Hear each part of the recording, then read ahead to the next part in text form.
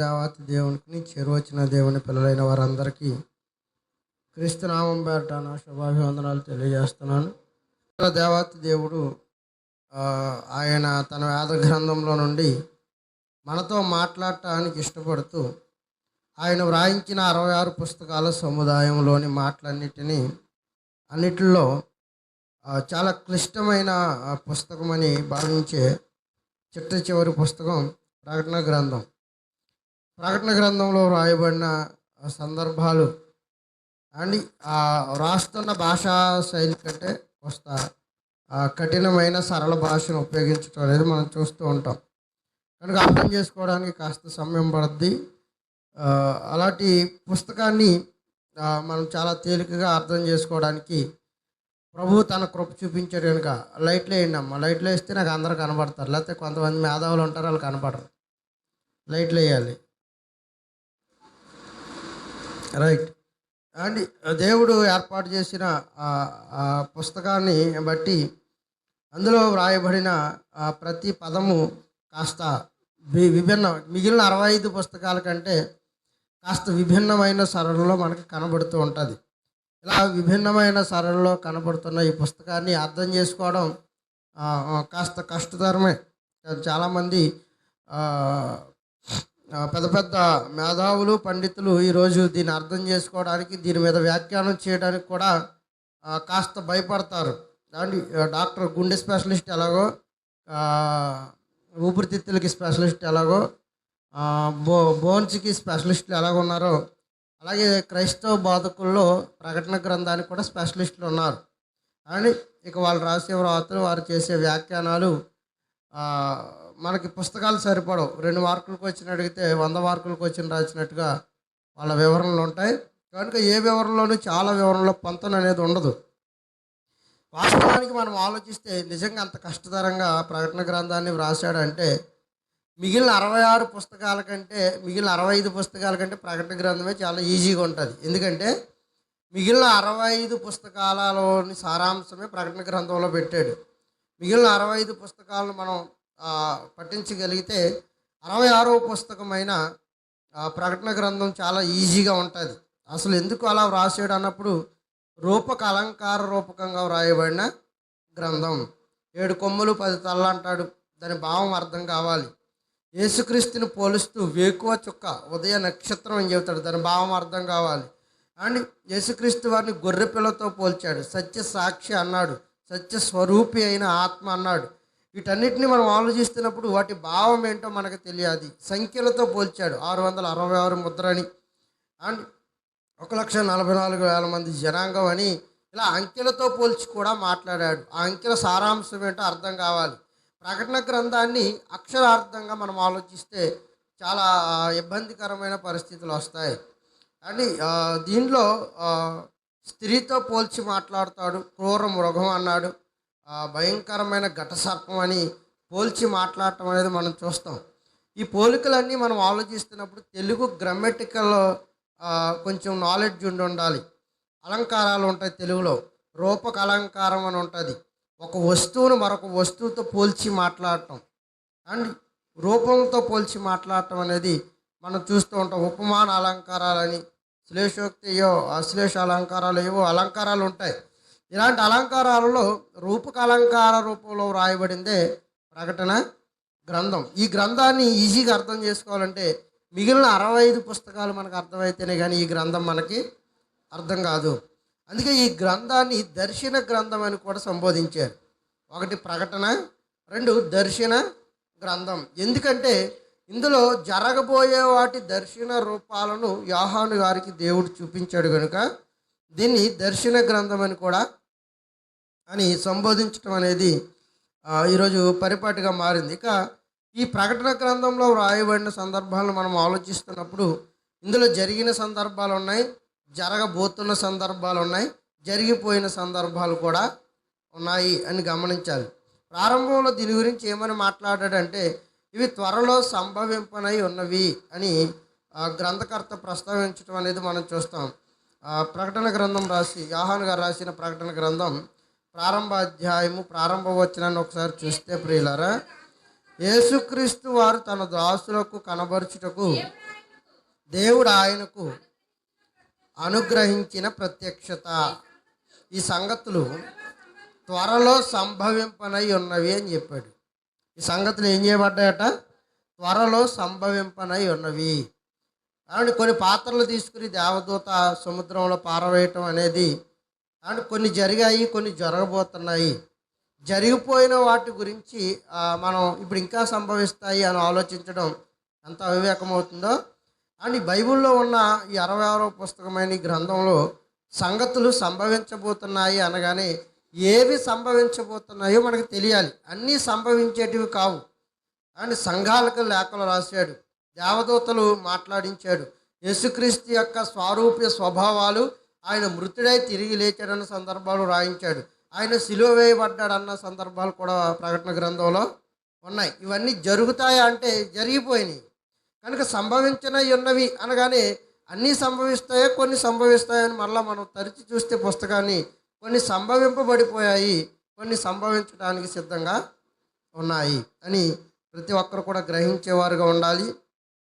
ఈ ఈ వాక్యాన్ని కొన్ని సంవత్సరాల తర్వాత చదివినా, ఇదే ప్రకటన గ్రంథాన్ని పరలోకం వెళ్తే బైబిల్ కూడా అట్టుకుపోయినా అండ్ అక్కడ కూడా ఇదే టైటిల్ ఉంటుంది, ఏమని? ఈ సంగతులు త్వరలో సంభవింపనన్నవి అని. అప్పటికే కొన్ని జరిగిపోయి ఉండుంటాయి. అయినా ఈ పుస్తకం మళ్ళీ కొన్ని లక్షల సంవత్సరాల తర్వాత చదివిన ఈ ఈ వాట అలాగే ఉంటుంది. అంటే భూమి ఉన్నంత కాలం ఇందులో కొన్ని సందర్భాలు జరగవలసిన అవసరత ఉంది. అందులో ఒకటి చెబుతాను మీకు. యేసుక్రీస్తు వారు తన రాకడ గురించి మాట్లాడుతూ, ఇదిగో నేను త్వరగా వచ్చుచున్నాను అన్నాడు. ఎప్పుడు వస్తాడు ఆయన? టైం ఎవరికి తెలియదు. ఆ సమయం దేవదూతలకు కానీ భూమి మీద ఉన్న మనకు కానీ. లేడీస్ చాలామంది దేవాలయానికి రావట్లేదు, ఏంటో రీజన్ కనుక్కోండి. అమ్మా, పనులు ఎక్కువై రావట్లేదా? అనారోగ్య పరిస్థితులతో రావట్లేదా? పురుషులు వస్తున్నారు కానీ మరి ఎందుకో ఆడవాళ్ళు ఇంటికాడ మరి ఏం చేస్తున్నారో తెలియదు. అలాంటి వారు ప్రార్థన చేయమని వస్తే ప్రార్థన చేయరు, నిర్మోహమాటంగా చేయరు. మీరేమనుకున్నా పర్వాలేదు, ఇంకో సంఘానికి వెళ్ళిపోయినా వచ్చే నష్టం ఏమీ లేదు. కనుక ఆదివారం దేవాలయానికి రండి. ఇది ఆదివారమే కదా దేవుడు వారం రోజు వచ్చేమన్నాడా? అసలు వాస్తవానికి ప్రతిదినము ఆయన్ని వెంబడించాలి. ఆదివారమే దేవాలయానికి రాకపోతే ఆదివారం పోలి కార్యక్రమాలు ఎట్టుకోండి, ఇంకెందుకండి మనం? అండి వచ్చి 2 గంటలు కూర్చోవడం మళ్ళీ ఎన్ని నొప్పులో మనిషికి. ఇక దేవాలయంలో కూర్చుంటే ఎన్ని నొప్పులు వచ్చేస్తాయో. ఎన్ని గంటలు కూర్చుంటాం దేవాలయంలో? రోజంతా ఉంటారండి ఇక్కడ. మరి ఎంతసేపు ఉంటారు? 2 గంటల ఆరాధన.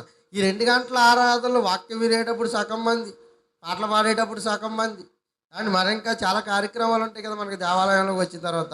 ఇలాంటి కార్యక్రమాలన్నీ విడిచిపెట్టేసేవారుగా ఉండాలి. దేవాలయంలోకి వచ్చిన తర్వాత ఈ 2 గంటల సమయాన్ని ఆయన పరిపూర్ణంగా ఆయనతో గడిపేవారముగా ఉండాలి. సినిమాకి వెళ్ళి చూడమంటే మాత్రం 3 గంటల సినిమా బోరు కొట్టుకోకుండా ఈజీగా కూర్చుని చూస్తాం. సీరియల్ 6ంటికి మొదలెడితే 12 అయినా టీవీ కట్టని వాళ్ళు ఉన్నారా? మన సంఘంలో ఉన్నారా? మీరు ఎవరైనా ఉన్నారా?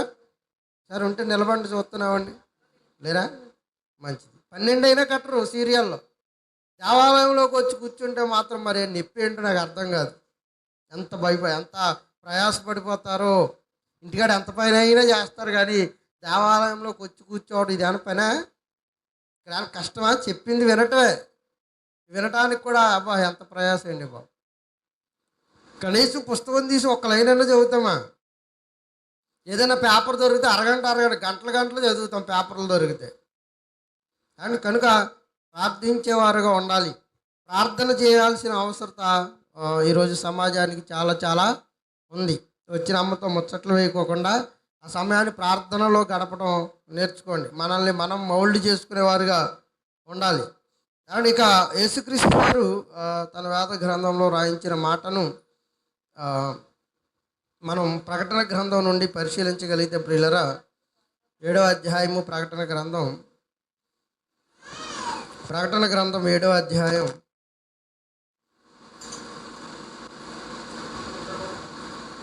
ప్రారంభం నుంచి చూద్దామండి.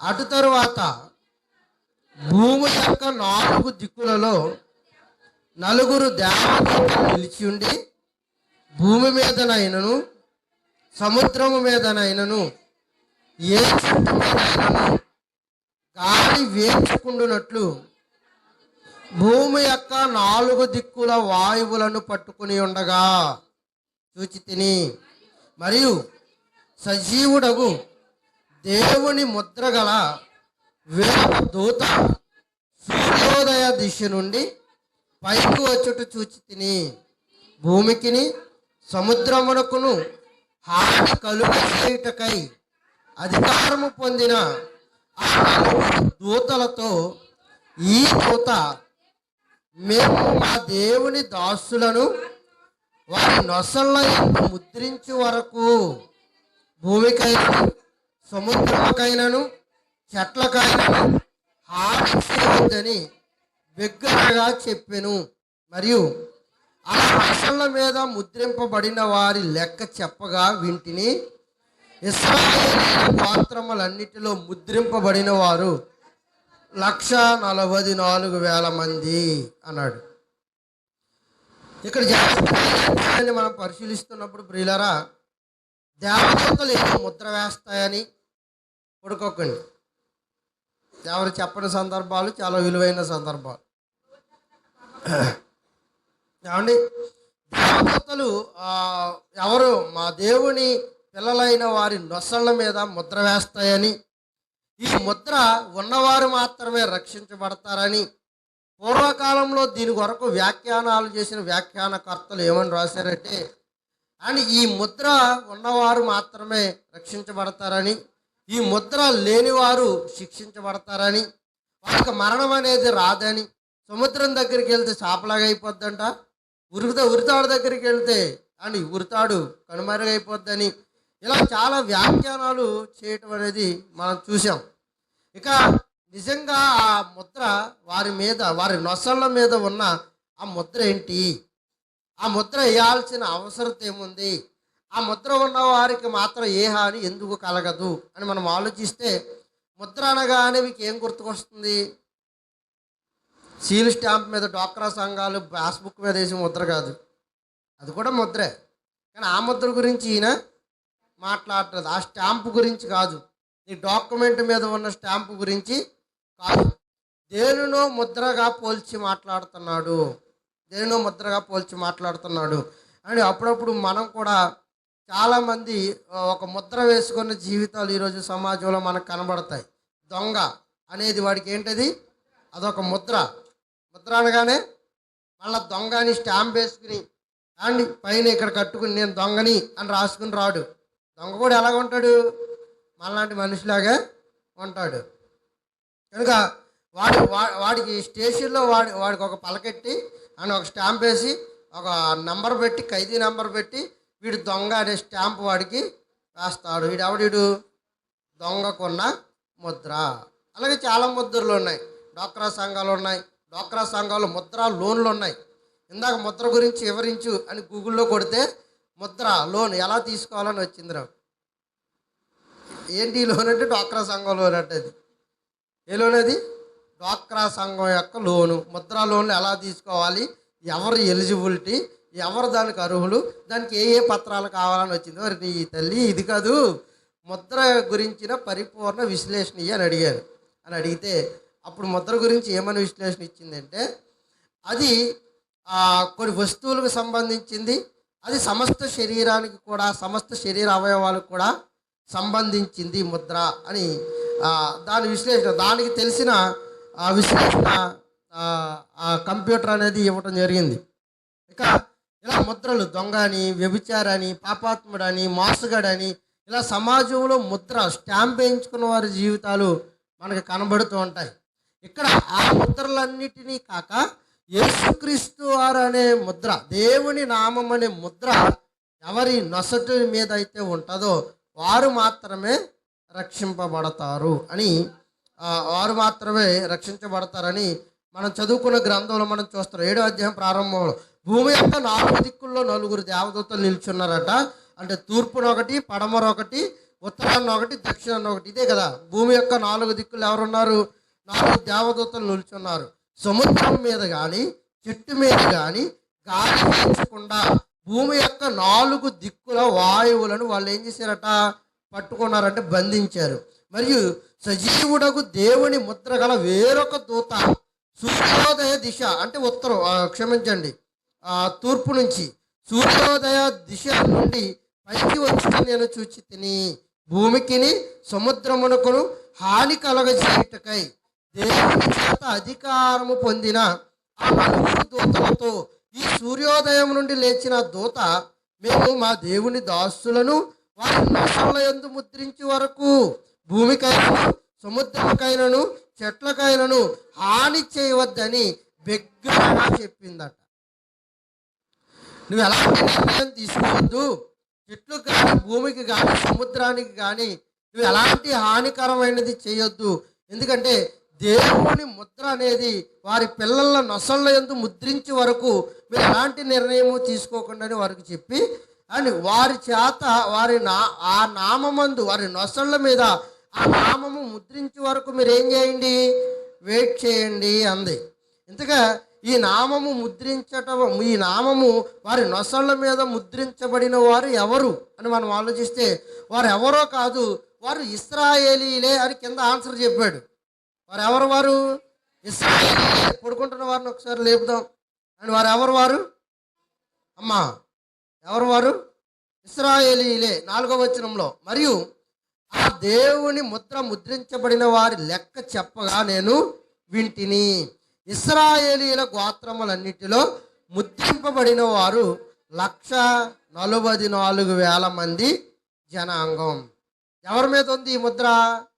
ఇశ్రాయేలీల్లో 144,000 మంది నొసళ్ళ మీద దేవుని నామం అనే ముద్ర వారి నొసళ్ళ మీద ఉంది, ముద్రించబడి ఉంది. ఈ ముద్రించబడి ఉన్న ఈ ముద్ర ఈ 144,000 మంది మీద ముద్రించే వరకు, ఈ 144,000 మీద ఈ నొసళ్ళ మీద ఈ ముద్ర ఉండే వరకు మనల్ని ఏం చేయమన్నాడు? దేవదూతలను ఏం చేయమన్నాడు? ఎలాంటి హాని చేయకండి, చెట్లకు కానీ సముద్రాలకు కానీ గాలికి కానీ ఎలాంటి హాని మీరు చేయకండి అని ఈ ముద్రను గురించి మాట్లాడుతూ, ఈ ముద్ర మరెవరికో కాదు, ఇశ్రాయేలీల జనాంగంలో ఉన్న వారికి ఈ ముద్ర ముద్రించబడుతుంది అన్నాడు. చాలామంది దీని మీద వ్యాఖ్యానాలు చేస్తే ఏమన్నారంటే, ఈ ముద్ర మన దగ్గర మన నొసటి మీద ఉండాలి, అది 666 ముద్ర కాకూడదు. అండ్ ఈ మధ్య పాన్ కార్డు మీద ఒకడు, రేషన్ కార్డు మీద ఒకడు, వీటికి ఓటీపీలు అడుగుతున్నాడు కదా, ఈ ఓటీపీలు చిప్పులు మనకి ఎట్టేస్తారని, ఈ రేషన్ కార్డు చిప్పులు మనకి ఎట్టేస్తారని, అండ్ మన కార్డులట్టుకు వెళ్ళకోకుండా ఆ చిప్పు నెంబర్ తెలుసుకుంటే మన డేటా అంతా వస్తుంది కనుక ఈ చిప్పులు పెట్టుకోవటం వల్ల మీరు సాతాను సంబంధితులు అయిపోతారని వ్యాఖ్యానాలు చేస్తున్నారు. అలాంటివేం కాదు. అసలు ఈ ముద్ర ఏంటి, ఎందుకు వారి నొసళ్ళ మీద ఆయన ముద్రించాడు అని మనం జాగ్రత్తగా మిగతా గ్రంథ సహాయాన్ని కనుక తీసుకుంటే, ఎఫెసీయులకు రాసిన పత్రిక 1వ అధ్యాయం. అసలు ఆ ముద్రింపబడిన వారు ఇశ్రాయేలీయులు, ఎందుకు వారికి ఆ ముద్ర వేయబడింది, ఎందుకు ఆ ముద్ర వేసే వరకు వారికి ఏ హాని కలగజేయొద్దని దేవుడు మాట్లాడుతున్నాడు అని మనం ఆలోచించగలిగితే, ప్రియులరా, ఎఫెసీయులకు రాసిన పత్రిక 1వ అధ్యాయము 13వ వాక్యాన్ని చూద్దామండి. 13వ వాక్యం, మీరును సత్యవాక్యమును అనగా మీ రక్షణ సువార్తను క్రీస్తునందు విశ్వాసముంచి వాగ్దానము చేయబడిన ఆత్మచేత మీరు ముద్రింపబడితిరి. ఎవరు వీరు? వీరు కూడా ఇశ్రాయేలీలే. వారికి పాత నిబంధన అవసరం లేదు, వారికి నూతన నిబంధనని ఇస్తాను, నూతన నిబంధన అనే ముద్ర వారి నొసళ్ళ మీద ఉండాలని వారి గురించి మాట్లాడుతూ అంటున్నాడు. 1:13 మీరును సత్యవాక్యమును అనగా, ఆ సత్యవాక్యం అనగా మరేంటో కాదు, ఈ మీ రక్షణ స్వార్థను విని క్రీస్తు విశ్వాసముంచి వాగ్దానము చేయబడిన ఆత్మ చేత మీరు ముద్రింపబడి దేవుని మహిమకు కీర్తి కలుగుటకై ఆయన సంపాదించుకొనిన ప్రజల విమోచన కలుగు నిమిత్తము ఈ ఆత్మ మన స్వాస్థ్యమునకు సంచకరుడుగా ఉన్నాడు. ఈ 1,44,000 మంది ఈ జనాంగాన్ని దేవుని యొక్క వారి నొసళ్ళ మీద దేవుని యొక్క ముద్ర ఉంది అని మనం ఆలోచిస్తున్నప్పుడు ఏంటి ఆ ముద్ర అని మనం ఆలోచిస్తే వాగ్దానము చేయబడిన ఆత్మ యొక్క ముద్ర అని ఎఫ్ఎస్సి పత్రికలో మాట్లాడుతున్నాడు. ఏ ముద్ర అది? వాగ్దానము చేయబడిన దేవుని ఆత్మ యొక్క ముద్ర చేత మీరు ఏం చేయబడ్డారు? ముద్రించబడ్డారు. ఈ వాగ్దానము చేయబడిన ఆత్మ యొక్క ముద్ర ఎలా మన నొసళ్ళ మీద పడుతుందంటే, దేవుని యొక్క వాక్యం వినాలి, సత్యవాక్యం వినాలి, రక్షణ సువార్త వినాలి, క్రీస్తునందు విశ్వాసం ఉంచాలి. అలా విశ్వాసం ఉంచి రక్షణ సువార్త విన్న వారందరికీ వాగ్దానము చేయబడిన ఆత్మ చేత మీరు ఏం చేయబడతారు? ముద్రించబడతారు. ఇశ్రాయేలీలకి ముద్ర వేయబడాలి, అలాగే క్రైస్తవులకు కూడా ఈ ముద్ర చాలా అవసరం. ఇశ్రాయేలీలకి ముద్ర ముద్రించబడుతుంది, అలాగే క్రైస్తవ జనాంగానికి కూడా ఈ ముద్ర ముద్రించబడుతుంది. ఏంటి ఈ ముద్ర? ఏంటి ఆ వాగ్దానము చేయబడిన ఆత్మ యొక్క నొసళ్ళ మీద ముద్రించే ఆ ముద్ర ఏంటి అని మరలా బైబిల్ గ్రంథాన్ని మనం తరిచి చూడగలిగితే ప్రియులరా, అపోస్తుల కార్యములు 2వ అధ్యాయంలో ఏంటి ముద్ర అని మనం ఆలోచిస్తే, ఎలా ఆ ముద్ర మనకి ఆయన ముద్రిస్తాడు అని మనం ఆలోచించగలిగితే 2వ అధ్యాయము 36వ వచనం నుండి చూద్దామండి. అపోస్తుల కార్యములు 2వ అధ్యాయం 36వ వచనం. మీరు సిలువ వేసిన యేసునే దేవుడు క్రీస్తుగాను నియమించెను, ఇది ఇశ్రాయేలు వంశమంతా రూఢిగా తెలుసుకొనవలెనని చెప్పెను. ఏమని చెప్పాడట? మీరు రక్షణ సువార్త అని ప్రకటిస్తున్నాడు. ఎవరికి ప్రకటిస్తున్నాడు? ఇశ్రాయేలు జనాంగానికి ప్రకటిస్తున్నాడు. రక్షణ సువార్త వినాలి, ఆత్మచేత ఇశ్రాయేలీలు ముద్రించబడాలి అని అంటే ఆ రక్షణ సువార్త వారి దగ్గర దాకా వెళ్ళాలి, వారందరికీ వినబడాలి. అలా వినబడాలి. ఆ రక్షణ సువార్త ఏంటి, ఆ సత్యవాక్యము ఏంటని పేతురు గారు ఆ ప్రసంగంలో అండ్ అపోస్తులలో ఆ చేత పట్టుకున్న తర్వాత ఆ ప్రసంగాన్ని వారికి వివరిస్తూ, మీరు సిలువ వేసిన యేసునే దేవుడు ఏం చేశాడట? ప్రభువుగా క్రీస్తుగాను నియమించెను అని ప్రసంగం స్టార్ట్ చేశాడు. ఎవరు? పేతురు గారు. సిలువ వేసిన క్రీస్తు అని మాట్లాడుతున్నాడు. ఆ క్రీస్తు అంటే అర్థం ఏంటి? అభిషేక్తుడు అని అర్థం. అభిషేకం ఎప్పుడు జరుగుతుంది? రాజులకు మాత్రమే అభిషేకం జరుగుతుంది. ఆ విషయాన్ని ప్రస్తావిస్తూ మీరు ఎదురు చూస్తున్న రాజు అని ప్రసంగాన్ని ప్రారంభించాడు అపోస్తలుడైన పేతురు గారు. ఎవరికి? ఇశ్రాయేలీయుల్లో తప్పిపోయిన వారికి అండ్ అక్కడ ఉన్న యూద జాతి వారికి, అన్యజనాంగంలో కొంతమందికి. ఏమని ప్రారంభం మొదలెడుతున్నాడు? మీరు సిలువ వేసిన యేసునే దేవుడు ప్రభువు గారు క్రీస్తు గారు నియమించారు. మీరు ఏ యేసైతే ఈయన మెస్సియా కాదని మీరు అనుకుంటున్నారు, ఏ యేసైతే ఈయన మీకు రాజు కాదని మీరు ఆలోచిస్తున్నారు, ఏ యేసునైతే మీరు కొరడాలతో కొట్టారు, ఏ యేసునైతే ఆయన శరీరాన్ని నలగగొట్టారు, ఏ యేసైతే ఈయన అక్రమ సంతానాన్ని మీరు ఆలోచించారు, ఆ యేసు ఏం చేశాడ? దేవుడు ఏం చేశాడట? క్రీస్తు ప్రభువుగా నియమించెను. ఇది ఇశ్రాయేలీల వంశమంతయు రూఢిగా తెలుసుకోవాలి. ఆత్మచేత ముద్ర ఎప్పుడు వేయబడతారు ఇశ్రాయేలీలు? సత్యవాక్యాన్ని విన్నప్పుడు ముద్రించబడతారు అన్నాడు. ఎక్కడ? ఎఫెసీ పత్రికలో. సత్యవాక్యాన్ని విన్నప్పుడు మీరు వాగ్దానము చేయబడిన ఆత్మచేత మీ నొసళ్ళ మీద ముద్ర వేయబడుతుంది. ఆ సత్యవాక్యాన్నే వినిపిస్తున్నాడు ఎవరు? అపోస్తలుడైన పేతురు గారు. ఆ సత్యవాక్యం వినబడుతుందంటే ఇశ్రాయేలీల నొసటి మీద ముద్ర వేయడం ఆరంభం అవుతుందని మీకు అర్థమైపోవాలి. అందుకే ముద్ర వేయబడటానికి ప్రసంగాన్ని ప్రారంభించాడు. ఆ సత్యవాక్యాన్ని మీరు వినాలి. ఈ సత్యవాక్యం ద్వారా ఇశ్రాయేలీలందరూ రక్షణ పొందాలి.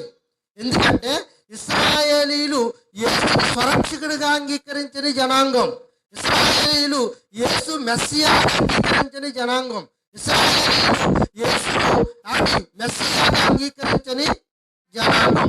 అందుకే సత్యవాక్యం ఇశ్రాయేలీలకు అందించబడాలి. ఈ సత్యవాక్యం ఇశ్రాయేలీలకు అందించబడిన తర్వాత వారి నొసళ్ళలో ఈయన ముద్ర వేయబడాలి అని అంటే ఇశ్రాయేలీలకి క్లియర్గా తెలియపరచాలి. అలా తెలియపరుస్తున్నాడు. మీరు ఏ యేసునైతే సిలువ వేశారో, ఏ యేసుకైతే కొరడాలతో కొట్టారో, ఏ యేసుకైతే వస్త్రాలు నింపారో, ఏ యేసుకైతే కాళ్ళలో మేకులు సేకులు తలపైన ముళ్ళ కిరీటాన్ని ధరింపజేశారు, ఆ యేసును దేవుడు మృతులలో నుండి సజీవునిగా తిరిగి లేపాడు. ఆ యేసే మీరు ఎదురు చూస్తున్న మెస్సయ్య అని వారికి చెబుతున్నాడు. ఎందుకు వారు యేసుక్రీస్తును రాజుగా అంగీకరించలేకపోయారు అన్నప్పుడు, అంటే యేసుక్రీస్తును రాజుగా వారు ఎందుకు అంగీకరించలేకపోయారని అంటే, ఈయన కూడా శరీర సంబంధమైన రాజుగా వస్తాడేమని ఎదురు చూశారు.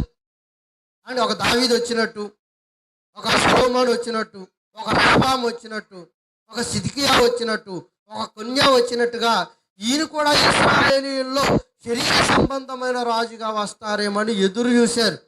ఎదురు చూస్తే అండ్ అక్కడ శరీర సంబంధమైన రాజుగా రావటానికి అవకాశాలు లేవు.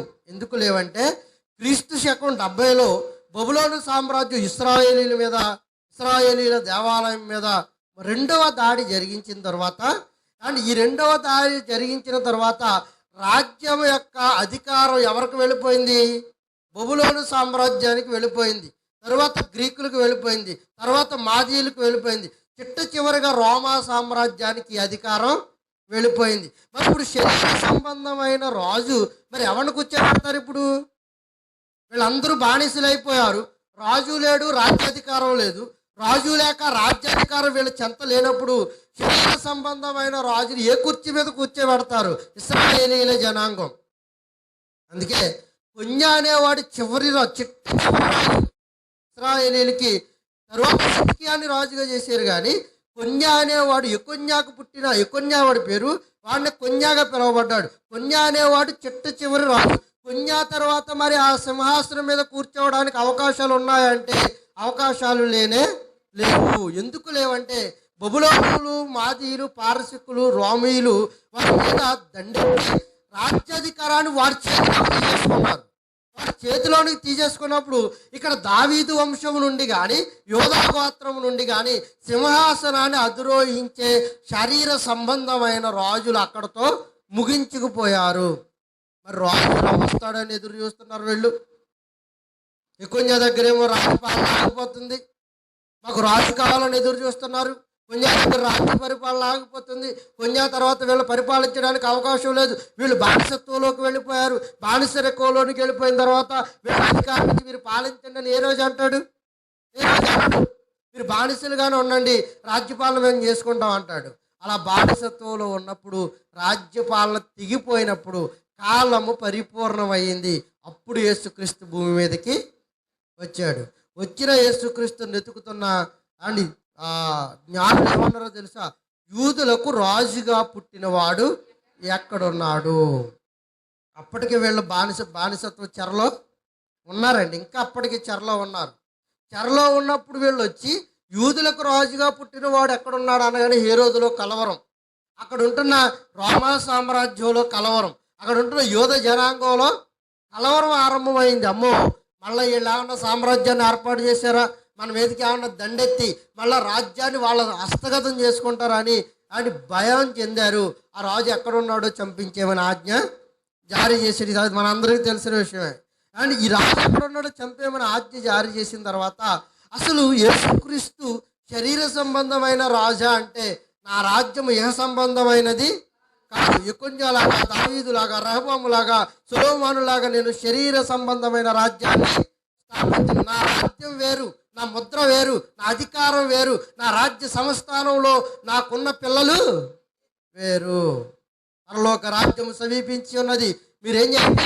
మారు మనసు పొందండి. ఆ పరలోక రాజ్యం ఏంటది? భూమి మీద శరీర సంబంధమైన రాజ్యం కాదు, అది అశాశ్వతమైనది. అని వీటన్నిటిని పొడి చేసి దేవుడు రాజ్యాన్ని స్థాపిస్తాడు. దానియేలు గ్రంథంలో పెద్ద ప్రవచనం. ఆ రాజ్యానికి అండి అది అండ్ ఆ విగ్రహాన్ని ధ్వంసం చేసి దాన్ని పొడి చేసినప్పుడు తుత్తిరీలుగా ఎగిరిపోయిన తర్వాత సర్వభూతాలమంతా విస్తారమైన రాజ్యస్థాపన జరిగిపోద్ది. అది భూపరం సర్వభూతాలమంతా మహాపర్వతం అయిపోయి ఆ రాజ్యం స్థాపించబడిపోద్ది అన్నాడు. ఆ రాజ్యాన్ని గురించే బాప్తిసం ఇచ్చే యోహాను మాట్లాడాడు. ఆ రాజ్యం గురించే యేసుక్రీస్తు మాట్లాడాడు. ఆ రాజ్యం గురించే దావీదు ప్రవచనాలు, ఆ రాజ్యం గురించే యోవేలు ప్రవచనాలు, ఆ రాజ్యం గురించే మీకా ప్రవచనాలు. ఈ రాజు కొరకు ఎదురు చూస్తున్న ఆ రాజునే మీరేం చేశారు? సిలువ వేసి చంపేశారు. ఇంత క్లియర్గా సబ్జెక్ట్ ఇచ్చిన తర్వాత అని వాళ్ళ హృదయంలో ఏమనుకున్నారో తెలుసా ప్రియులు? ఏమనుకున్నారు చూడండి. వారు ఈ మాట విని హృదయములో నొచ్చుకుని, సహోదరులారా మేమేమి చేద్దామని పేతురును కడమ అపోస్తలులను అడిగారట. అయ్యో, మేము ఎదురు చూసిన ఆ రాజునేనా మేము మా చేతులారా చంపేసుకున్నాం? మేము ఎదురు చూసిన ఆ రాజు యేసుక్రీస్తు, ఆ యేసుక్రీస్తునేనా మేము సిలువ వేయమని క్యాన్సర్ అప్పగించాం? ఆ యేసుకేనా మేము ముళ్ళ కొరడాలు పెట్టాం? ఆ యేసుకేనా 40 కొరడా దెబ్బలు కొట్టాం? ఆ వస్త్రాలైనా మేము చించాం? అయ్యో మాకు తెలియదే, అన్యాయం జరిగిపోయిందని వారు హృదయంలో యేసును సిలువ వేసినందుకు ఏం చేయారట? నొచ్చుకున్నారు అని. నొచ్చుకున్న తర్వాత అయితే మేము ఇప్పుడు ఏం చెయ్యాలని అడిగారట. ఏ అయితే యేసును సిలువ వేశారో, ఏ ఇశ్రాయేలీయులైతే యేసును అంగీకరించలేదో వారు పశ్చాత్తాపం పొంది అయితే మేము ఇప్పుడు ఏం చేయాలి? అప్పుడప్పుడు మనకు తెలియని వారితో గొడవ పెట్టుకుంటూ ఉంటాం. కొట్టకూడని వాడిని కొట్టొచ్చేసామనుకోండి ఇంటికి. తర్వాత ఎవడో కూడా వచ్చి పేతురు గారిలాగా, అరే అసలు నువ్వు ఎవరిని కొట్టావో తెలుసా అన్నప్పుడు ఇంకా అక్కడ ఉంటామా, పారిపోతామా? ఉంటారా? ఆడి వెనకాల బ్యాక్గ్రౌండ్ తెలుసుకున్న తర్వాత, వాడి వెనకాల బలం తెలుసుకున్న ఒక ఇన్సిడెంట్ జరిగితే మేము అలాగే తెలియక ఎవరిని వెళ్ళి ఆ ఉద్రేకంలో కాలర్ పట్టేసుకున్నాం. నేను ఇంకొక ఆయన. ఇంతకాదు పెద్ద జనాంగం, మాకు తెలీదు.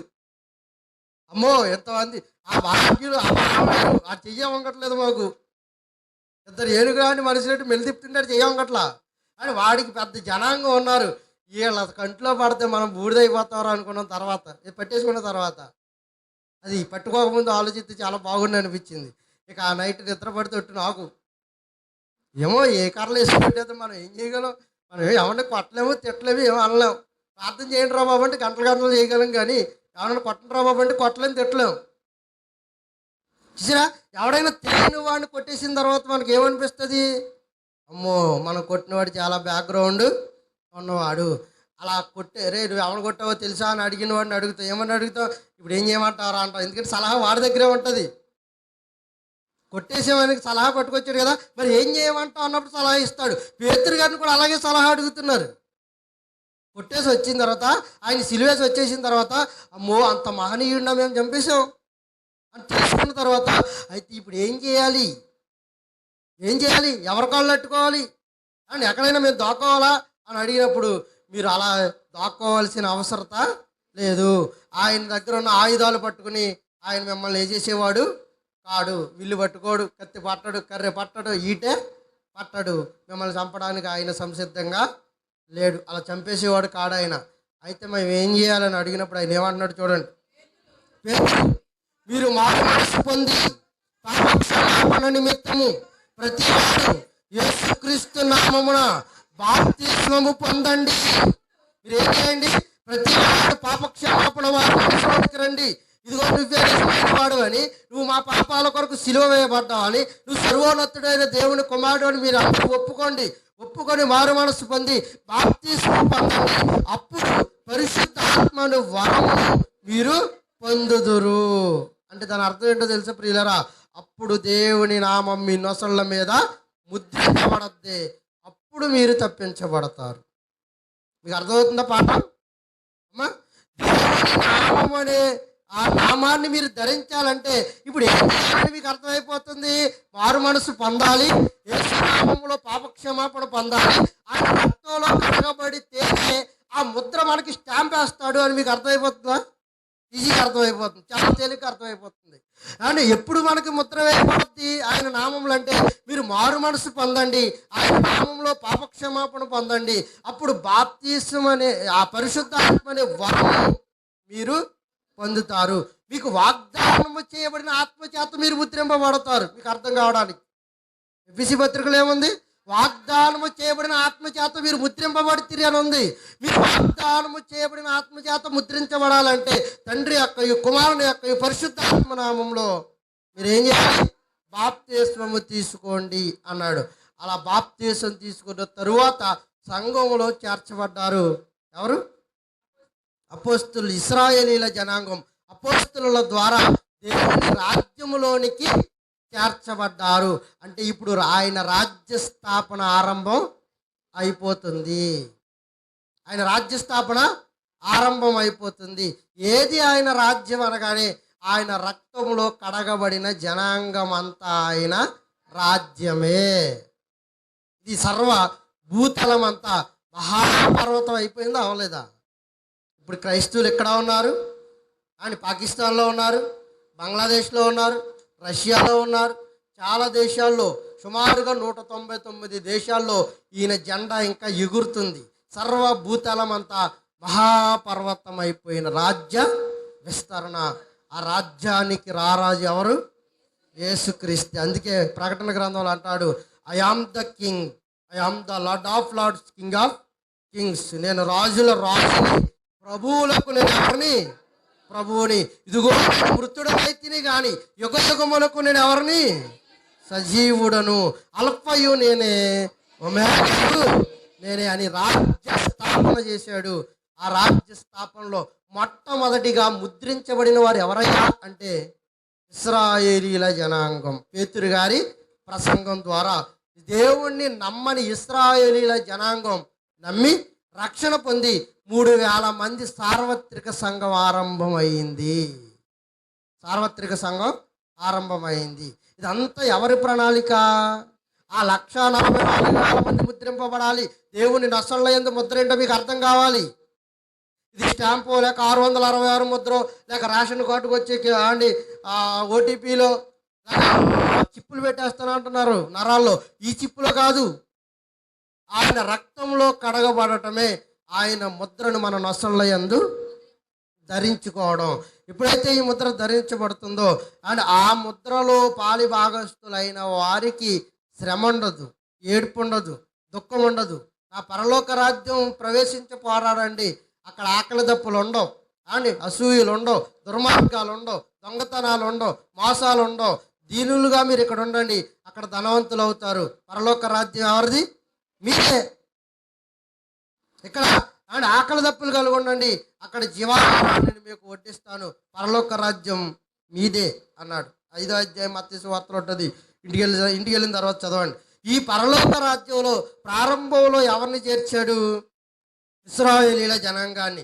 అందుకే కింద ప్రకటన గ్రంథంలో కింద చెప్పాడు, ఇదిగో ఇశ్రాయేలీల జనాంగానికి ఆ ముద్ర నేను వేస్తాను. వారు 1,44,000 మంది జనాంగం. ఆ ముద్ర ముద్ర ముద్ర వేసుకునేంత వరకు సముద్రానికి కానీ, గాలికి కానీ, అండ్ నీటికి కానీ, భూమికి కానీ అండ్ వాటిని నాశనం చేయడానికి వాటికి అధికారం ఆయన ఇవ్వలేదు. అందుకే అంతం ఎప్పుడు వస్తుందయ్యా అంటే ఇంకా రక్తంలో కడగబడాల్సిన జనాంగం చాలామంది ఉన్నారు. ఆ నొసళ్ళలో ఆయన స్టాంప్ వేయించుకోవాల్సిన వాళ్ళు చాలామంది ఉన్నారు. వాళ్ళు ముద్రించబడేటంతటి వరకు సహదాసుల లెక్క పూర్తి అవ్వాలన్నాడు. దాన్ని ఏ లెక్కది? సహదాసుల లెక్క. మీరు ఇంటికి వెళ్ళిన తర్వాత రికార్డ్ అవుతుంది కదండి. ఈ వాక్యాన్ని అంత ప్రశాంతంగా బైబిల్ దగ్గర పెట్టుకుని చాలా మంచి సబ్జెక్ట్ అండి, చాలా మంచి సబ్జెక్ట్. ప్రశాంతంగా వినండి, అప్పుడు చాలా బాగా అర్థం అవుద్ది. పూర్తి అవ్వాలి. సహదాసుల లెక్క పూర్తి అవ్వాలంటే స్టాంపు పడాలి. ఈ స్టాంపు పడాలంటే స్వార్థ ప్రకటన జరగాలి. స్వార్థ ప్రకటన జరగాలంటే యేసును క్రీస్తుగా అందరూ ఏం చేయాలి? అంగీకరించాలి. ఆయన రక్తం ఒలికించబడాలి. అంటే ఈ ప్రణాళిక అంతా ఎక్కడి నుంచి ఆరంభమవుతుందో మీరు అర్థం చేసుకోండి. దేవుడి దగ్గర ఆరంభమై క్రీస్తు ద్వారా అపోస్తులకి, అపోస్తుల ద్వారా ఇశ్రాయేలీలకి, ఇశ్రాయేలీల ద్వారా క్రైస్తవులు అనబడిన మనదాకా అండ్ ఈ ముద్ర వేయించుకున్న వారముగా మనందరము ఉండాలి. ఇక రాజ్యం మరేంటో కాదు, ఆ రాజ్యంలో చేర్చబడటానికి ఈ ముద్ర చాలా అవసరం అని మాట్లాడుకున్నామే. ఆ రాజ్యమే దేవుని యొక్క సంఘం. దేవుని యొక్క సంఘమే దేవుని యొక్క రాజ్యం. ఇది ఆ ముద్ర వేసుకున్న వాళ్ళందరూ ఆ రాజ్యంలో ఏం చేయబడతారు? చేర్చబడతారు. అందుకే జీవగ్రంథం అని వేరొక గ్రంథం విప్పబడుతుంది. దానిలో వారి పేరు లేని వారంటే ముద్ర, ఆ ముద్ర వేయబడని వారు ఈ చాక్రీ దండనకు వెళ్ళిపోవాలి. ఆ ముద్ర ఉన్నవారు అని పరలోక రాజ్యాన్ని స్వతంత్రించుకుంటారు. అది సంఘమే అని మనం ఆలోచించడానికి ఇక్కడే ఆయన మాట్లాడుతూ ఏమన్నాడంటే, ఇంచుమించు ఆ దినమున ఎంతమంది చేర్చబడ్డారట? 41వ వచనం చూద్దామండి. 40వ వచనం నుండి, ఇంకా నువ్వు అనేక విధములైన మాటల చేత సాక్షించు మీరు మూర్ఖులకు ఈ తరము వారికి వేరై రక్షణ పొందుడని వారిని హెచ్చరించెను. రక్షణ స్వార్థ వినాలి అని వాగ్దానం చేయబడిన ఆత్మచేత మీరు ముద్రించబడతారు. ఎఫెసీ పత్రిక. ఇదిగో రక్షణ స్వార్థ వారికి వినిపించబడుతుంది, హెచ్చరించాడు. కాబట్టి అతని వాక్యం అంగీకరించిన వారు బాప్తిసం పొందిరి. ఆ దినమందు ఇంచుమించు 3,000 మంది చేర్చబడ్డారు. ఆ చేర్చబడింది మరేంటో కాదు, దేవుని యొక్క సార్వత్రిక సంఘమైన దేవుని యొక్క రాజ్యం. ఆ రాజ్యానికి రారాజు ఎవరై అంటే క్రీస్తే. ఆ క్రీస్తులో మనందరం ఏం చేయబడాలి? చేర్చబడాలి. కానీ ప్రకటన గ్రంథం 14వ అధ్యాయంలో ఈ సంఘాన్ని గురించి మాట్లాడుతూ అది ఎలా ఉండాలని ఆయన కోరుకున్నాడో చూద్దాం. 14వ అధ్యాయము 3వ వచనానికి వద్దామండి.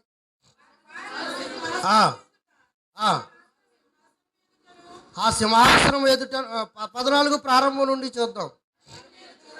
మరియు నేను చూడగా ఇదిగో ఆ గొర్రెపిల్ల సీనాయి పర్వతము మీద నిలవబడి ఉండెను. ఆయన నామము, ఆయన తండ్రి నామము నొసలయందు లిఖింపబడి ఉన్న 144,000 మంది ఆయనతో కూడా ఉండిరి. అంటే అప్పటికే రాజ్య స్థాపన ఏమైంది? జరిగిపోయింది. నొసలయందు ముద్రేసే వరకు ఆగమన్నాడా? 7వ అధ్యాయంలో. 14వ అధ్యాయానికి వచ్చేసరికి నొసలయందు ముద్ర వేసుకున్న వారు ఎవరితో కూడా ఉన్నారట? తండ్రి ముద్ర, క్రీస్తు నామంలోను పరిశుద్ధాత్మ నామంలో ముద్రించబడిన లిఖింపబడి ఉన్న 144,000 మంది కూడా ఆయనతో ఉన్నారు. మరియు విస్తారమైన జలముల ధ్వనితోను గొప్ప ఉరుము ధ్వనితోను సమానమైన ఒక శబ్దము పరలోకము నుండి వింటిని. నేను వినిన ఆ శబ్దము వీణెలు వాయించుచున్న వైదికుల నాదమును పోలి ఉన్నది. వారు సింహాసనం ఎదుటను 4 జీవుల ఎదుటను పెద్ద ఎదుటను ఒక కొత్త కీర్తన పలికించరట.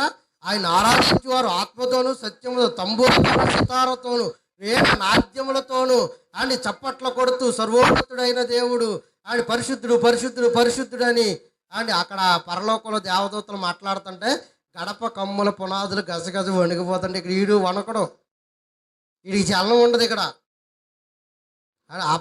ఇలాగ మనం కొట్టుకుసేస్తుంటేనే మనం పడుకున్నారు.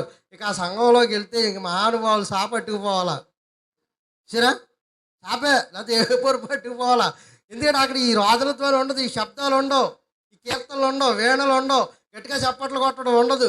అక్కడేమో గడప కొమ్ములు పునాదులు వణిగిపోతున్నారు అలాగా ఆరాధించండి అని ఆయన అంటే, ఇక్కడేమో మనకు వేసుకున్న వస్త్రం కూడా కదలదు, అసలు పెదాలే కదలవు. సరే ఈ ఆరాధన ఆయన ఇష్టపడేవాడు కాదు. ఇక్కడ ఏం చేస్తున్నారట?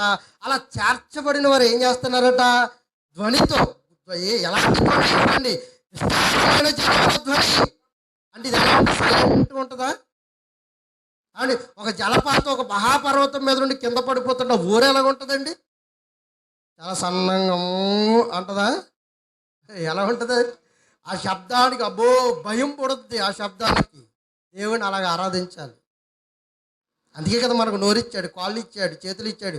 ఇది ఎవరు చేయాలంటే నోరు లేనివాడు ఆరాధన. పాపం మాట రాదు కనుక అని కాళ్ళు చేతులు అవయవాలు సరిగా లేనివారు అందరూ ఆయన ఆరాధించడానికి అవకాశం ఉంటుంది కనుక ఈ మోగరోధన చేస్తే ఆయన వింటాడు. వాళ్ళకి అవకాశం లేదు. అవకాశం ఉండి లేకపోతే నీకున్న అవయవాలు కూడా ఏం చేస్తాడు కనుక చాలా జాగ్రత్తగా ఉండాలి. ఈ ఆరాధన మానేయాలి. ఏది? మోగ ఆరాధన. అని వాళ్ళు చేస్తున్న ఆరాధన ఎలా ఉందో చూడండి. మరియు విస్తారమైన ధ్వనితోను గొప్ప ధ్వనితోను సమానమైన శబ్దము పరలోకములో నుండి వస్తుందట. ఎలాంటి శబ్దం అంటే? ఉరుము లాంటి శబ్దం అటండి. అండ్ ఉరుముతే ఎలా ఉంటుంది ప్రియులరా? అంటదా ఉరుము? ఎలా ఉంటుంది అది? మాడిపోతుందండి బాబు. బిల్డింగ్లు అరిసిపోతాయి, గుండెలు అరిసిపోతాయి, భయంకరమైన శబ్దం. ఆ శబ్దం ఎక్కడి నుంచి వస్తుందట? పరలోకంలో నుండి రాగానే ఇంటిని. ఏంటో శబ్దం చూడండి. నేను ఆ శబ్దము వైదికుల నాది వారి ఎదుటను, నాలుగు ఎదుటను, పెద్దల ఎదుటను ఒక క్రొత్త కీర్తన పాడుతున్న శబ్దం అట. ఏ శబ్దం అట? పాట పాడుతున్న శబ్దం అట.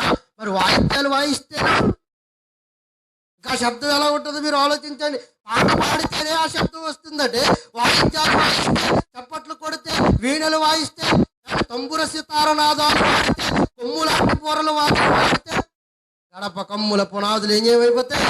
గజ గజ గజ వణికిపోతాయి ఆ శబ్దానికి. డీజే పడితే మన బిల్డింగ్లు ఎదిరిపోవట్లేదా? అలాంటి దేవదూత నోరు విప్పిందంటే ఎలా ఉంటుంది?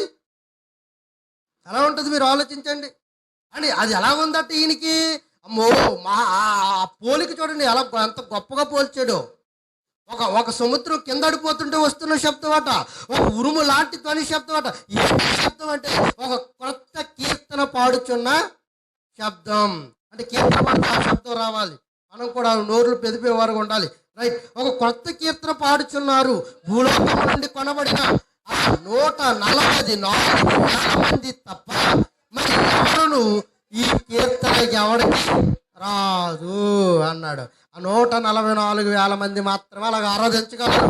అంటే ఆ నొసళ్ళ మీద ముద్ర ఉన్నవాడు మాత్రమే ఆ స్థితిని అనుభవించగలడు అని దేవుడు మాట్లాడుతున్నాడు. ఆ నొసళ్ళ ఎందుకు ముద్ర లేనివాడు అని ఆ శబ్దాన్ని చేయలేడు, రాదు వాడికి. ఆ శబ్దం రావట్లేదండి. మనకు ఒకటి అర్థమైపోవాలి, ఈ నొసళ్ళ మీద ఆ స్టాంపు లేదు అని అర్థమైపోవాలి. అంటే ఆ కీర్తన ఎవరికి వస్తుందట? ఆ 144,000 మందికి మాత్రమే ఆ కొత్త పాట వచ్చు. ఈవెన్ మనకు కూడా ఆ కొత్త పాట రాదు. రైట్. తర్వాత ఈ 144,000 మంది తప్ప మరి ఎవరును ఆ కీర్తన నేర్చుకోలేరు. ఆ భాష వారికి అర్థం కాదు. వీరు స్త్రీ సాంగత్యము అపవిత్రులు కానివారును, స్త్రీ సాంగత్యము ఎరగని వారై ఉండి గొర్రెపిల్ల ఎక్కడికి పోవునో అక్కడికి వెళ్ళాలని వెంబడితురు. వీరు దేవుడి కొరకును గొర్రెపిల్ల కొరకును ప్రథమ ఫలముగా ఉండుటకై మనుషులలో నుండి కొనబడిన వారు. వీరి మాట ఏమాత్రం కనబడదు. వీరు అనింద్యులు, నిందలు లేనివారు. ఎవరు వీళ్ళంతా ఎక్కడ కనబడతారు నీకు? రోడ్ల మీద, బజార్లోను, సంతల్లోనూ కనబడరు. దేవుని రాజ్యమైన దేవుని సంఘంలో ఈ పవిత్రులందరూ నీకు కనబడతారు.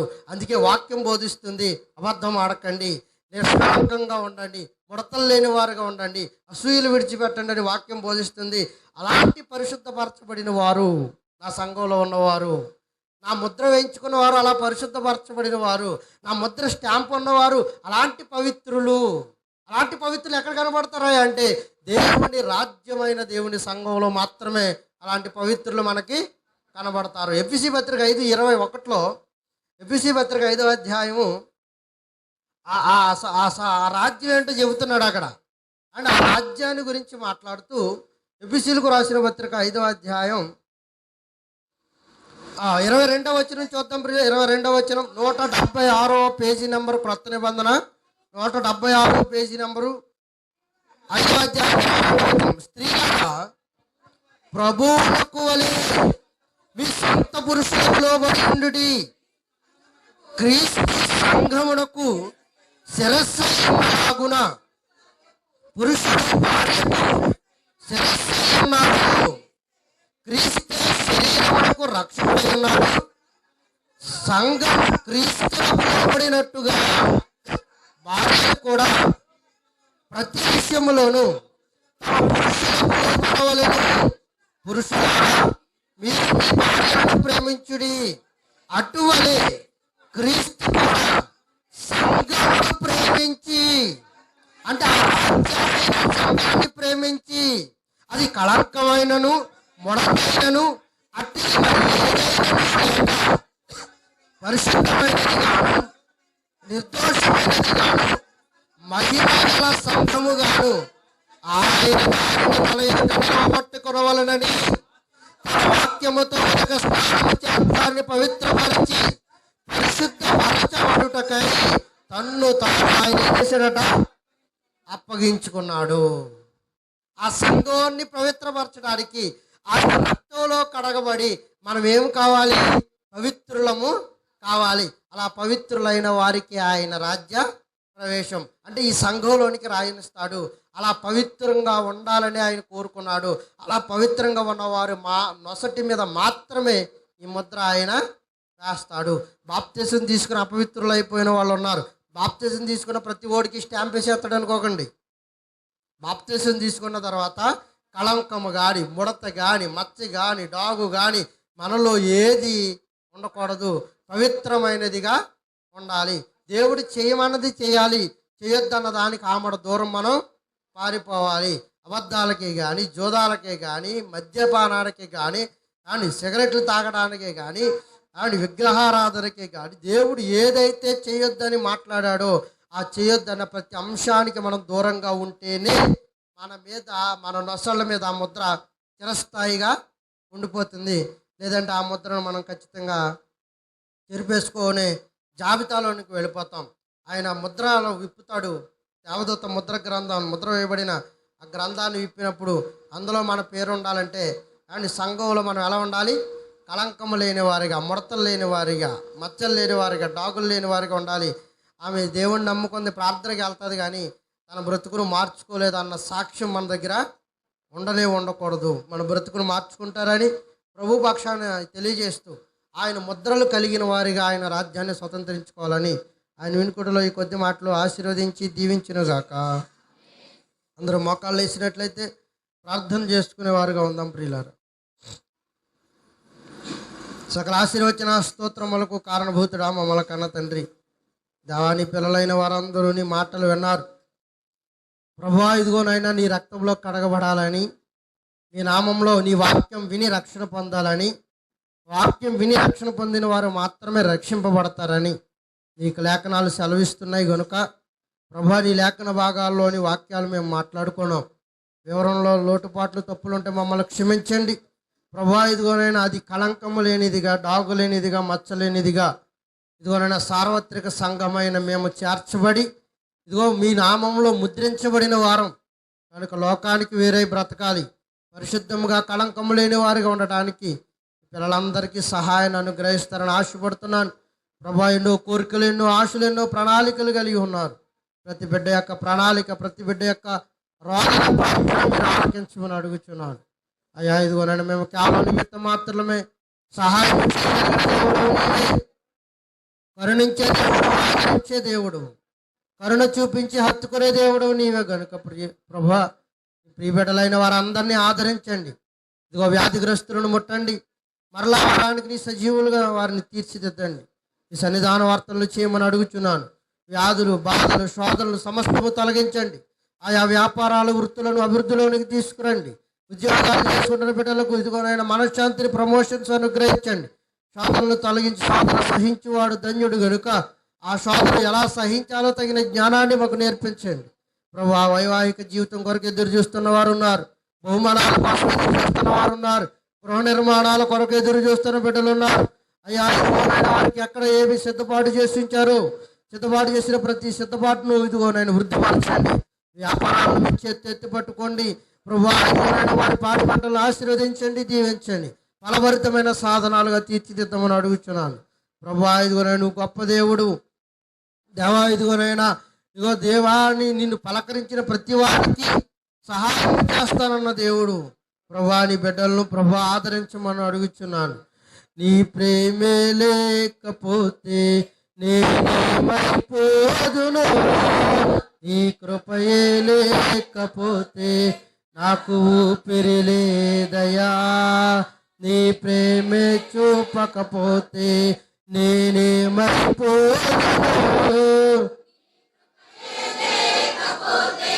నాకు ఊపిరి లేదయా.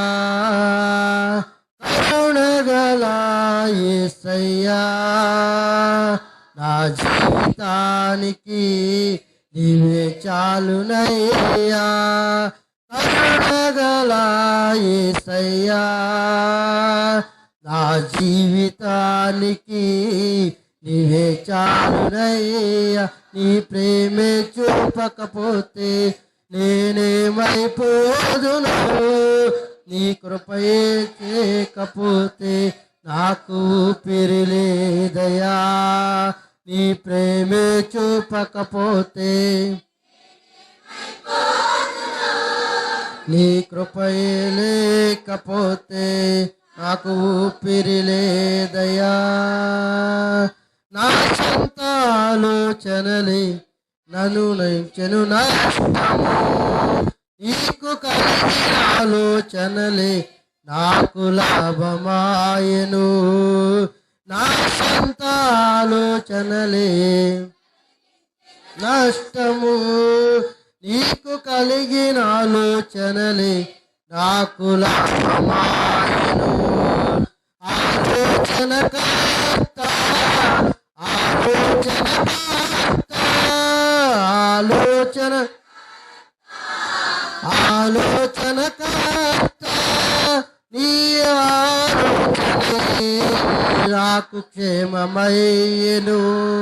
నీ ఆలోచననే నాకు క్షేమమయ్య. నీ ప్రేమే చూపకపోతే నేనేమైపోను. నీ కృపయే నాకు. అందరూ కలిసి పాడదాం ప్రియులరా. నీ ప్రేమే చూపకపోతే నేనేమైపోను.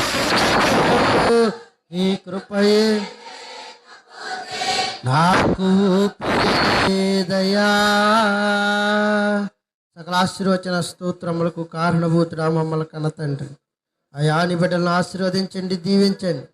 మాలో లోటుపాట్లు సరి చేసుకోవడానికి నీ వాక్య సహాయాన్ని అందించమని అడుగుతున్నాను ప్రభా. పాపానికి కానీ శాపానికి కానీ మా హృదయాన్ని తొలగనీయక శారీరక ఆలోచనలను బంధించి కట్టమని అడుగుతున్నాను ప్రభా. ఆయా దూరదేశాల నుండి వస్తున్న బిడ్డలను ఆశీర్వదించండి. వారి కుటుంబాల్లో మేలుకరమైన జీవితాలను గ్రహించండి ప్రభా. దేవుడు గొప్పవాడని మా సంఘంలో కార్యాలు చేస్తున్నామని అనేక జనాంగానికి మహిమ నిర్వర్తింపజేయాలి. అలాంటి అగ్ని జ్వాలను కలిగించండి. మేము ఖండించాలి ప్రభువా. ఇదిగోనైనా సహాయం ఉంచండి ప్రభా. సరోజిని గారిని నీ చేతులకు అప్పగిస్తున్నాను. బిడ్డకు పరిపూర్ణమైన ఆరోగ్యాన్ని ఇవ్వండి. మధ్య దర్శించండి. మొట్టమొదటి అడుగుతున్నాను ప్రభా. మెడని మీరు దర్శించండి అయ్యా. నీ మహిమతో తాకు ప్రభువా. ఇదిగో నువ్వు స్పష్టపరిచిపోతాయ్యా ప్రభు. ఆదరించండి, కనికరించండి, జాలి చూపించండి ప్రభు. మీ గాయపడిన స్థాన్ని బిడ్డ మీద ఉంచి సాక్షిగా నిలబెట్టమని అడుగుతున్నాను. ఇంకా యువకులు ఉన్నారు. ఇదిగో నాయన చేతులుగా అప్పగిస్తున్నాను ప్రభు. ఆదరించండి, ఈ బిడ్డలకు అందించండి.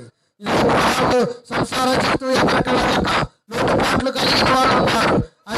అది పోషించినట్టుగా ఆ కుటుంబాలను పోషించమని అడుగుతున్నాను. నీ మీద ఆధారపడిన బిడ్డలను ప్రభువా నువ్వు సిగ్గులు పరిచే దేవుడు కాదయ్యా. అయ్యా పిండి తక్కువ కానివద్దు ప్రభా. నూనె తక్కువ కానివద్దయ్యా. ఆ గృహాలు ఆశీర్వదించండి. రాధన శబ్దాన్ని ఆలపించండి ప్రభా. చేతులతో ఎంత పట్టుకోమని అడుగుచున్నాడు ప్రభా. ఇది ఆ కుటుంబాన్ని ఆదరించు ప్రభా. ఆ కుటుంబాన్ని హత్తుకోమని అడుగుచున్నానయ్యా. ఆ కుటుంబం మీద నీ కనికరించండి ప్రభువా. ఇదిగో నాయన ఎవరి దగ్గర ఆ కుటుంబంలో నుండి ప్రభువా చేయొద్దు ప్రభువా. ప్రభువా సిద్ధంగా ఉన్నానన్నా అడుగుతానన్నా ప్రభువా. బిడ్డల విశ్వాసాన్ని బట్టి ఆ కుటుంబాన్ని నీ చేతులతో ఎత్తి పట్టుకోండి. దాని అడుగుచున్నాను. దర్శించినప్పుడు ప్రభువా ఇదిగో పిండితో కూర్చోగలరు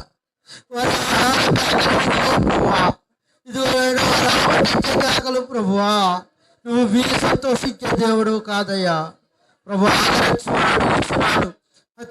అడుగుతున్నాడు కన్నీటితో చేస్తున్న ప్రార్థనకు తక్కువ కానివ్వద్దు. ఆ గృహంలో తక్కువ కానివ్వద్దు ప్రభువా. గృహంలో ఎవరు ప్రభువా ప్రభువా నేను నమ్ముకుంటున్న వారు ప్రభువా. ఆకాశ పక్షులు ఆకలిగా ఉంటాయేమో కానీ నా బిడ్డలు నేను ఆకలి కొననీయన్నావు ప్రభువా. అడుగుతున్నాను ప్రభువా. ఇదిగోనైనా వివాహ జీవితాల కొరకు ఎదురు చూస్తున్న వారు ఘనమైన కార్యాలు చేయండి. నిశ్చితమైన వారు ఉన్నారు. వివాహ సహాయించండి. ఎదురు చూస్తున్న వారు ఉన్నారు. ప్రభువా దర్శించు ప్రభువా. దర్శించి వారు హత్తుకోమని అడుగుతున్నాను దేవా. వారు హత్తుకొని కాపాడండి అయ్యా. ఆ గర్భఫలాలను నిలబెట్టండి, ఆ గర్భవతాలను దూరపరచండి. నీ కుమార్తె ప్రెగ్నెన్సీ వచ్చిపోయిందండి, మరలా ప్రార్థించండి ప్రభా. ఇదిగోనైనా బిడ్డ గర్భఫలాన్ని గర్భశక్తిని బలపరచండి. ఇదిగోనైనా మీరు ఆజ్ఞ ఇస్తేనే ప్రభా, నీవు తప్ప మాకెవరూ లేరు ప్రభువా. ఇదిగోనే నా బిడ్డకు గర్భాన్ని నిలబెట్టి నా దేవుడు గొప్పవాడని ఆ బిడ్డ సాక్ష్యం పడాలి. వారు చేస్తున్న వ్యాపారాలు వృద్ధిపరచండి, కుటుంబ సమస్యలను దూరపరచండి ప్రభా. ఇదిగోనైనా ఇదిగో అనేక రోగగ్రస్తులను అప్పగిస్తాను. విడుదల విడుదల కలిగించండి అయ్యా. నీ నామాన్ని గుర్తెరగ ఇంకా లోకంలో పడి ఇంకా ధన సంపాదన కొరకు ఏడుస్తున్న నీ బిడ్డలు ఉన్నారు. కఠినమైపోయిన మార్చండి. దేవుడికి నీ స్త్రీకి నీ దాసుగా ప్రేరేపించండి. ఇక్కడ నుంచి పట్టుకెళ్ళి ప్రతి మాట్లాడండి ప్రభువా. స్తోత్రము నాయన. మరో హృదయం కఠినమైపోయినట్టుగా కఠినమైపోయిందయ్యా ప్రభువా. ఆ కఠినమైపోయిన హృదయాలను బెత్తలు కొట్టవా ప్రభువా. ఆ కఠినమైపోయిన హృదయాలను ఇదిగోనైనా బెత్తలు చేయండి ప్రభువా. ప్రభువా ఇదిగోనైనా రోధన ప్రభువా, ఇదిగోనైనా భయంకరమైన కీడులు, భయంకరమైన ఉపద్రవాలు, భయంకరమైన వార్తలు ప్రభువా. అలాంటి మా సంఘానికి కానీ సంఘ బిడ్డలకు కానీ మాకు కానీ అంతగా ప్రభువా మా గుడారాలను ప్రవేశింపలేక ప్రభువా ఇదిగోనైనా ఈ తేజస్సుతో నీ మహిమతో నింపండి. ఇక కలిగిన మీద ఉంచమని అడుగుతున్నాను. పాపానికి కానీ శాపానికి కానీ అపోహ శోభలకు కానీ మా గృహాలకు ప్రభువా ఇదిగోనైనా అవకాశం నీ ముద్ర మా గృహాల మీద ఉంచమని అడుగుతున్నాను ప్రభువా. ఇదిగోనైనా నా పేరు పెట్టబడిన నాశనులు ఇదిగో ఎన్నడూ సిగ్గుపడాలన్నావు ప్రభువా. తలగా ఉంచండి, తోకగా ఉంచొద్దయ్యా. ప్రతి విషయంలోనూ గణపరచండి, మీరు మహిమ తెచ్చుకోమని కూడి ఉన్న సమస్త బిడ్డలైన వారందరినీ మీ చేతులకు అప్పగిస్తూ యాజకత్వం చేస్తున్న దీనులు మల్పులము అవాక్యులము ఎన్నికలేని వాళ్ళం మమ్మల్ని కూడా నీ చేతులకు అప్పగించుకుంటూ సంఘాన్ని విస్తృతపరచండి.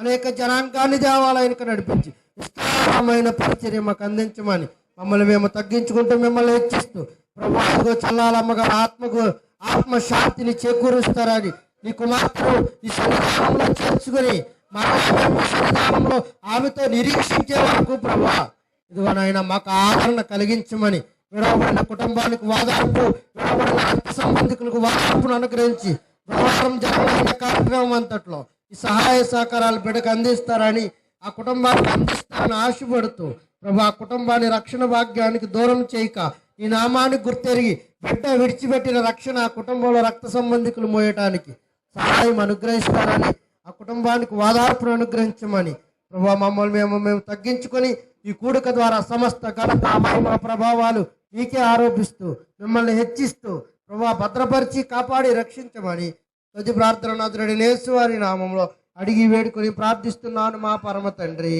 ఆమేన్, ఆమేన్, ఆమేన్. అందరికి వందనాలండి.